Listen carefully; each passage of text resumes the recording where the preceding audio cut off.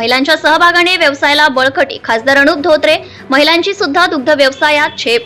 शेती करताना शेतकऱ्यांनी अत्यंत चांगला असलेला दुग्ध व्यवसाय जोडधंदा म्हणून करावा, कारण दुग्ध व्यवसायात गायी म्हशी पालन यामध्ये शेतकऱ्यांचा संपूर्ण परिवार विशेषतः महिला सहभागी होत असल्याने निश्चितच हा व्यवसाय देखील त्यांना फायद्याचा करतील असे प्रतिपादन कार्यक्रमाचे उद्घाटक खासदार अनुप धोत्रे यांनी येथील सुभाष दूध डेअरी मूर्तिजापूरच्या वतीने सालासर रिसॉर्ट येथे आयोजित दूध उत्पादक शेतकऱ्यांचा सत्कार व भाव फरक वितरण समारंभात केले आहे.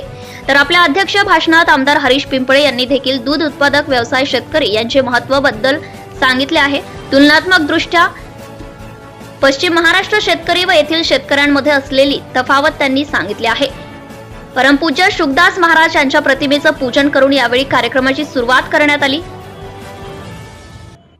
तर प्रमुख अतिथी म्हणून महानंदा संचालक मुंबई शिवा मोहोड, पशुसंवर्धन मार्गदर्शन वक्ते डॉक्टर सुहास अमृतकर, डॉक्टर गिरीश पंचभाई, पशुसंवर्धन सहाय्यक आयुक्त डॉक्टर माधव साठे, मूर्तिजापूर पशुवैद्यकीय अधिकारी डॉक्टर जयस्वाल, डॉक्टर वैभव बनारसे, गीताबाई हजारे, रुपलिताई तिडके, रेखा हजारे व्यासपीठावर उपस्थित होते.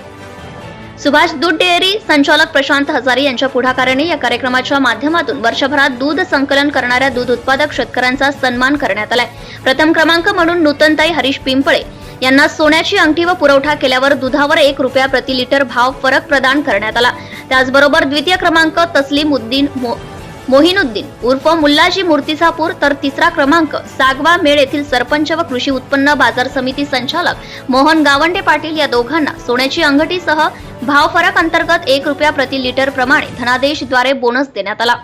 तसेच सामाजिक कामासाठी पुढाकार घेणारे संत गाडगे महाराज आपत्कालीन पथकाचे संचालक दीपक सदाफळे, रुग्ण कल्याणासाठी मदतीने धावणारे सुनील लशुवाणी, सर्व मित्र मुन्ना श्रीवास, सेनापती बादशहा यांचा सुद्धा सत्कार करून प्रोत्साहन राशी त्यांना प्रदान करण्यात आली.